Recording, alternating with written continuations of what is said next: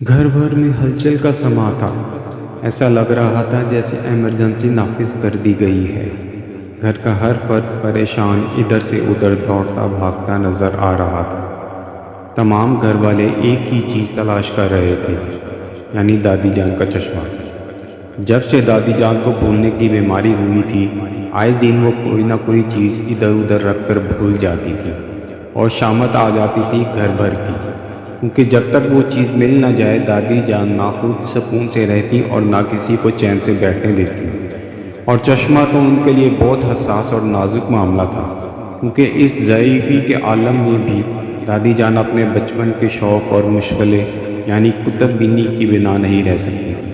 نزدیک کی نظر کمزور ہونے کی وجہ سے دادی جان پڑھنے کے لیے چشمہ کلام پاک اور اس کے بعد صبح ناشتے کے ساتھ تازہ اخبار پڑھنا دادی جان کا روز کا معمول تھا۔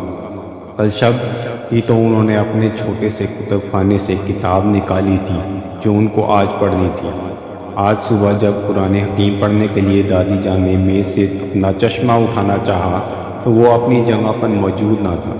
بس اسی وقت سے چشمے کی تلاش جاری تھی۔ گھر کے ہر کونے کی تلاشی لی جا رہی تھی۔ مختلف افراد مختلف سمتوں میں چشمہ ڈھونڈ رہے تھے۔ کوئی ادھر بھاگ رہا تھا، کوئی ادھر، فریج اور کپڑوں کی الماری تک میں چشمہ تلاش کر لیا گیا۔ امی نے تو باورچی خانے میں مسالوں کی برنیوں تک میں چشمہ دیکھ لیا تھا۔ پریشانی میں دادی جان کا بلڈ پریشر بڑھ گیا تھا، جو ان کی صحت کے لیے خطرہ تھا۔ امی نے جلدی سے بلڈ پریشر کی دوا دے کر ان کو آرام کرنے کے لیے کہا، لیکن تلاوت کلام پاک کے بغیر دادی جان کو بے چینی ہو رہی تھی۔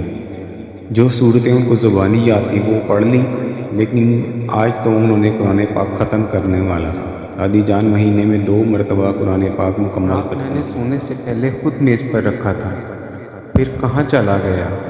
صبح سے کئی بار دادی جان یہ بات دہرا چکی تھی۔ دادی جان کا چشمہ نہ ملنا تھا، نہ ملا۔ بالآخر گھر والے تھک ہار کر بیٹھ گئے، کیونکہ سب مایوس ہو چکے تھے، لیکن دادی جان کو کسی پل قرار نہیں آ رہا تھا۔ وہ بے چینی سے ٹہل رہی تھی۔ ان کو یوں بے سکون دیکھ کر سب لوگ دوبارہ دادی جان کا چشمہ تلاش کرنے لگے۔ دادی جان نے اعلان کر دیا کہ اگر چشمہ نہ ملا تو وہ آج ہی آنکھوں کے ڈاکٹر کے پاس جا کر آنکھیں ٹیسٹ کروا کر اپنا چشمہ بننے کو دیں گی۔ ابا جان نے تسلی دی کہ انشاءاللہ ضرور مل جائے گا۔ بہت دیر سے گھبراہٹ میں چہل قدمی کرتی دادی جان بہت اداس اور پریشان اپنے تخت پر آ کر بیٹھ گئی۔ دادی جان کی عادت تھی پان کی گلوری منہ میں ڈال کر مطالعہ شروع کرتی تھی۔ صبح سے دادی جان کو پریشانی میں پان کھانے کا خیال تک نہ آیا تھا۔ چاشت کی نماز پڑھ کر انہوں نے پان کھانے کی نیت سے پاندان کھولا تو سامنے ہی پاندان کے ٹرے میں دادی جان کا چشمہ رکھا ہوا تھا۔ ارے یہ تو یہاں رکھا ہے پاندان میں، دادی جان نے پریشانی میں ہاتھ مارتے ہوئے کہا۔ میں نے تو میز پر رکھا تھا، یہاں کیسے آ گیا؟ پل بھر میں گھر بھر میں خبر پھیل گئی کہ دادی جان کا چشمہ ان کے پاندان میں رکھا ہوا مل گیا۔ ابا میاں ہنس دیے، یہ تو وہی بات ہو گئی، بچہ بغل میں اور ڈھنڈورا شہر میں۔ یہ سن کر گڈو میاں نے بے ساختہ کہا، لیکن یہاں تو کہاوت ہی بدل گئی، چشمہ پاندان میں تلاشی گھر میں۔ دادی جان کو چشمہ ملنے کے بعد پرسکون ہو گئی۔